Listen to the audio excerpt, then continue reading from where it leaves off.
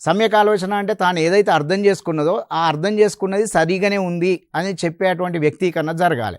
అలా వ్యక్తీకరణ జరిగే విధంగా విద్యార్థిని వివిధ రకాలైనటువంటి ఆలోచనలను విద్యార్థి నుండి తీసుకొని రావాలి అని చెప్పేసి ఆకాంక్షతోటి ప్రశ్నల నిర్మాణం జరుగుతుంది. అంటే సమస్య సాధనకు ప్రశ్నల నిర్మాణం ఉంటుంది. సాధన సమస్యల్ని ఎట్లా తను పరిష్కరించగలుగుతున్నాడని, తను అర్థం చేసుకున్న విషయాన్ని ఎట్లా వ్యక్తీకరిస్తున్నాడు అనేది పరిశీలించాల్సి ఉంటుంది. అంతేకాకుండా తను చూసే దృష్టి ఎట్లా ఉన్నది, విద్యార్థి ఒక విషయాన్ని తను చూసే దృష్టి ఎట్లా ఉన్నది అనే విషయాన్ని కూడా పరిశీలించాల్సి ఉంటుంది.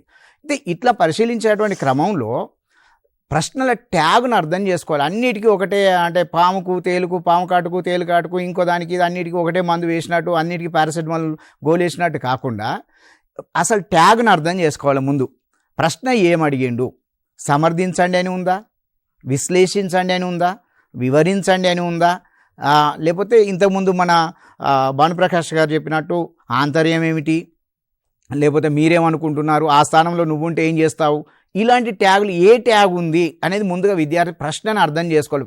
అసలు చాలా సమస్యలకు లేదా విద్యార్థులు రాయకపోవడానికి కారణం ఏమిటి అంటే ప్రశ్నను సరిగా అర్థం చేసుకోలేకపోవడం.